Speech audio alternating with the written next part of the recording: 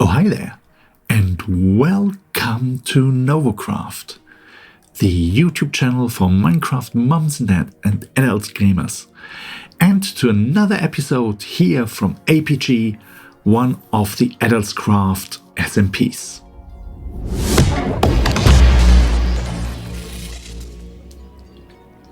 And today I've got a lot for you. Well, before I show you what I've done here at I don't want to call it my base because this is just a camp at the moment. Let's take a look at my little mini harbor here, which is one way of getting back to spawn, or the other way is over there, through those hills there. And here we are, coming soon, Novo's Rock Shop. Yes, this will be my very first shop. I never opened one in the last season. I didn't know what to sell. This time I have a shattered savannah. So I thought I've got a lot of rocks to sell, probably. And as you can see here, I'm building with marble and limestone. So we have new stones here and I really like them. And yeah. And the big shop coming into view right here is the Glacienda by Chaos, and it's a glass shop. And I mention it especially because it's sort of half on what I originally plotted out as my plot, but I didn't mark it properly. I didn't put any signs in like you see here now, and just a few of my stones. She didn't recognize it, but it all turned out very well for me, because not only did I get a very generous sample of her glassware, no, I also got a diamond pickaxe with efficiency on it, which of course was highly appreciated. So once again, Chaos, thanks a lot for that. That really helped. And the other stone you see here, the new one from the Blockers mod, is the blue stone. These are the 3 stones I've come across so far, and all of them offer really great possibilities to build with. And yeah, so I already had my first customer, in fact, when I built this shop, because I hadn't at that point in time found bluestone yet. But Genius James did, another one of our new colleagues here on Adultscraft. And he had a lot of bluestone, but he needed cobblestone. And of course, I was very happy to exchange bluestone for cobblestone. And yes, that's also something I do. I offer bulk and special deliveries. All of my marble got sold, I think, to Lina. I think she bought that. And of course, it's great fun. And I got a few diamonds without even at that point having dug or found diamond. Dug for found diamonds. And I put quite a few of them back into the economy. So it's really good fun. And this here, of course, is a bit embarrassing. I need to change that because it's, of course, a chip off with double F, but never mind. I'm not sure how many people actually noticed. Here we are back, and let's go back to my stash. So I started sorting everything right from the start this time, because it takes me ages, and the next thing I'm going to build is actually an auto sorter. But first of all, I wanted to do my big project, the big hole, which I dug mostly for the cobblestone, in fact, for James's big order. I've got one chest here, and it says my precious, and here we have something nice as well. We have lanterns, and I got them as well at spawn.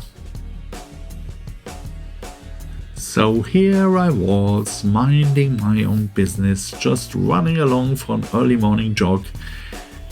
And whom should I meet? Skyge. I hope I pronounced your name right. And he was building his own store, and it's an iron store.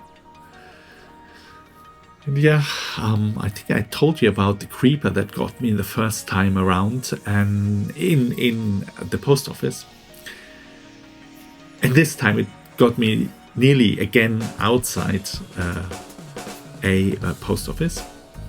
So very, very, very kindly, Skage gave me lanterns. And only when reviewing the footage, I actually thought like, these were probably not meant for me to take home to light up Spawn a bit more. But I left that to someone else and decided I can do with these lanterns. He then helped me to find a store I was looking for and couldn't find.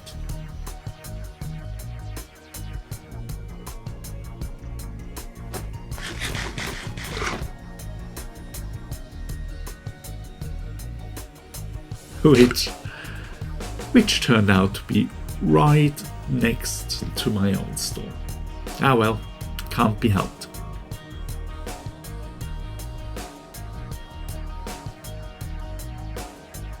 That was exactly what I was looking for myself as well. I didn't have my diamonds with me at the time, but I thought like, wow, mending is always useful.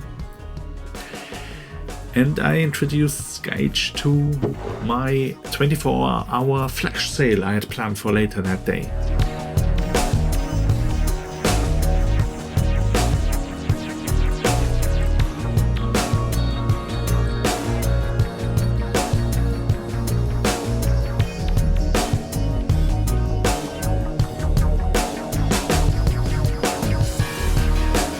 However, he seemed to have the same issue I had, basically not having any diamonds yet. But I thought, well, perhaps he wants a little bit of marble in his shop. So I decided to give him a sample.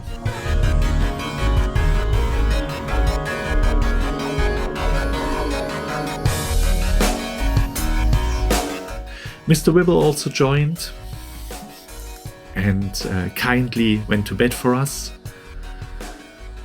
Right on time as well, because there were a few creepers around.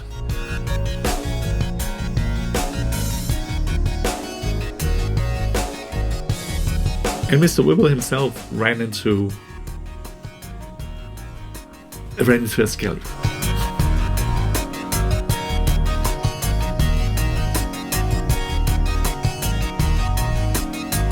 I've noticed I don't have any actual recording on. This is why sometimes also when we speak here, like I with Skage, it takes a while to type everything, and these comments are taken from the original typing. But although I always have the replay mode on, I don't normally have the vocal recording on all of the time. I did that last year, or for the last season rather, and it turned out I couldn't. It got too confusing for me with all the different tracks. So I decided this was a good compromise. And of course there will be other episodes where I record the vocals live and with other people. Anyway, you must have read Pratchett, like the witches, you have to give a gift to someone who brings you a gift. But now I'm down one again as well. So, but thanks very much. I really need a lot of iron, and although I did find iron in my big excavation, of course, it's always good to have that because I did so much digging. And that's me on my way back.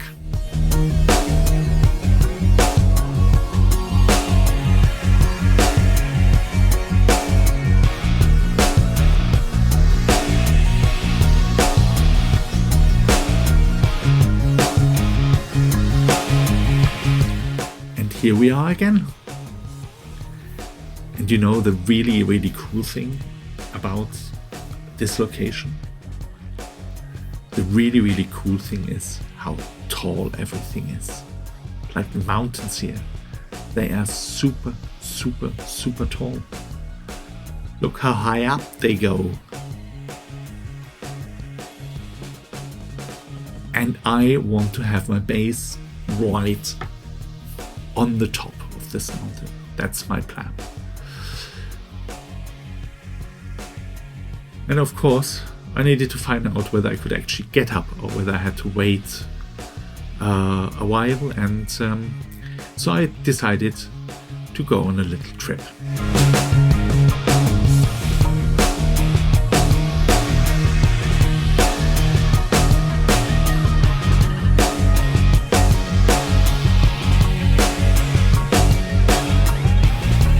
Planting a few trees along the way.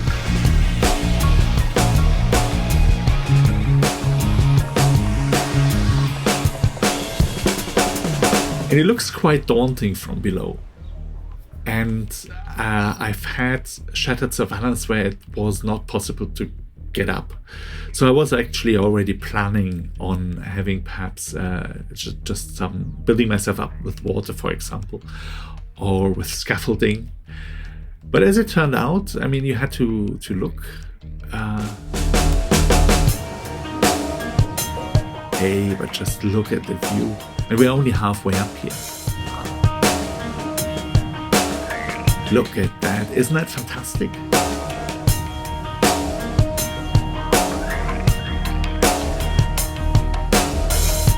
So as luck would have it, it is actually possible to get down right to the top. And you need to be sure-footed and dig 1 or 2 earth blocks.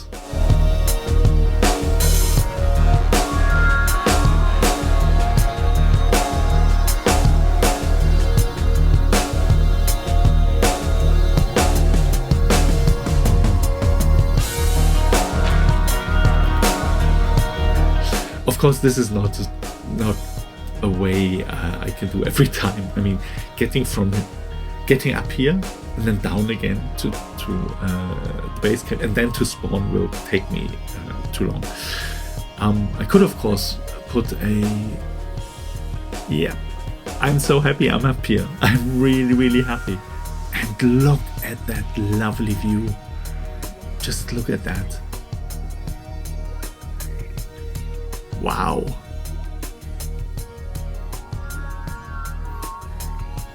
I need to be very careful when building my flat here, because it's quite likely that the bottom will fall out from under you when you dig, and you will fall dramatically but very briefly to your death.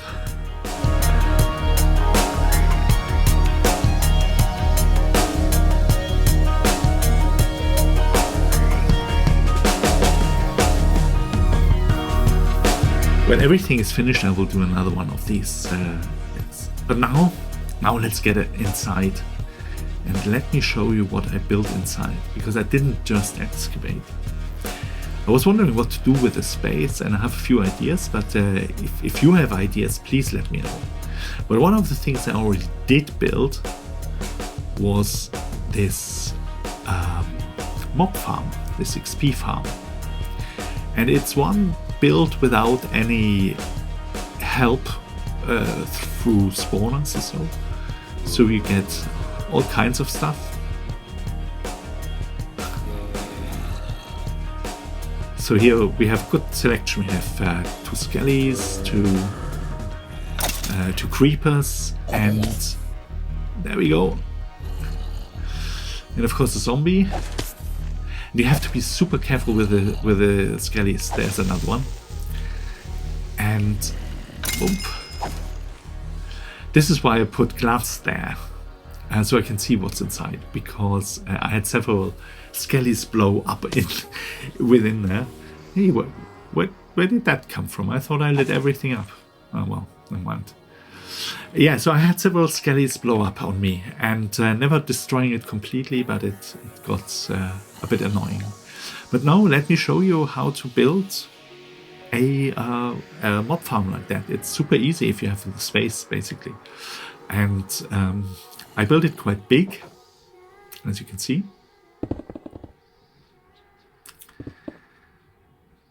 So I decided to have a cross form.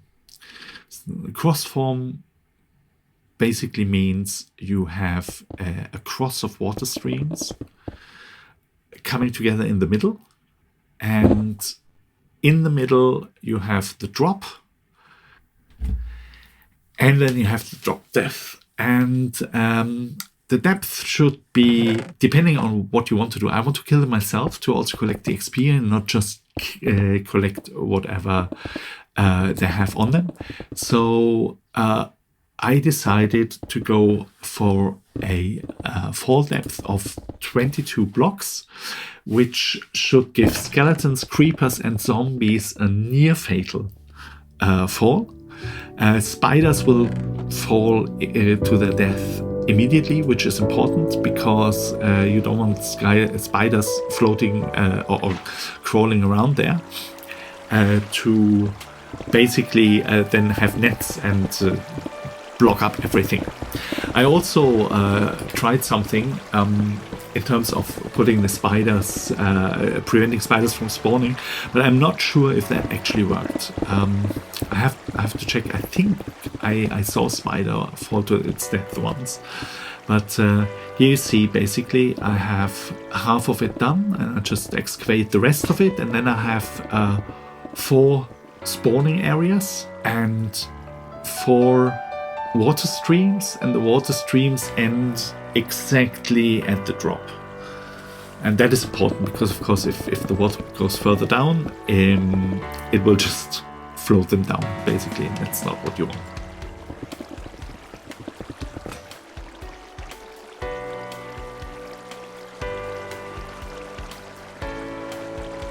And there we go, that's the last quarter done. And let's give them all a bit more space for spawning. And as you can see, I'm not building this based on any specs. This is actually something I built. I built a spider spawner. No, I had 2 spider spawners, and I built an XP farm with XP. And based on the principles I learned there, I decided to try this out. So there you see building that, and I realized that you can't really build from one level onwards. But of course, what you can do, especially when you do it like I did, and you do have some, you only have half of that in that cave, you can of course easily build something like that. I had to experiment with it, and you can see it wasn't down enough. I was only at level 18 or so in terms of fall height, so I needed to go further down. And I went further down to build the actual killing chamber. There we go. So you can see it was quite a way down. And then just let me finish it here.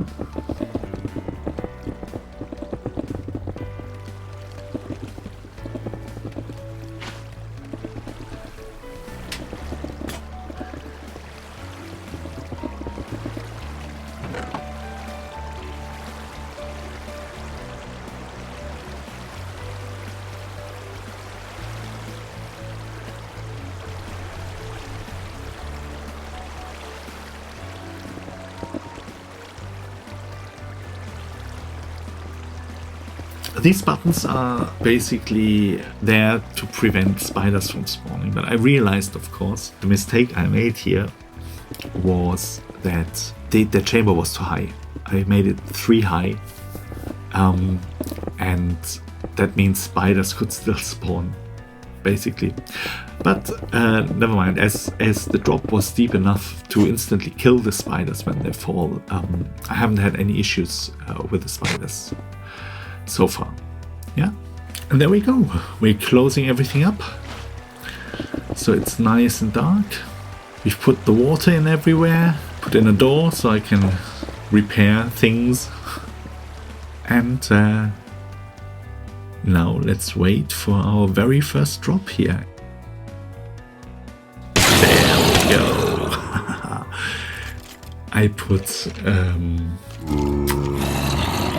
hoppers there and chests to automatically fill them. There we go. Nice.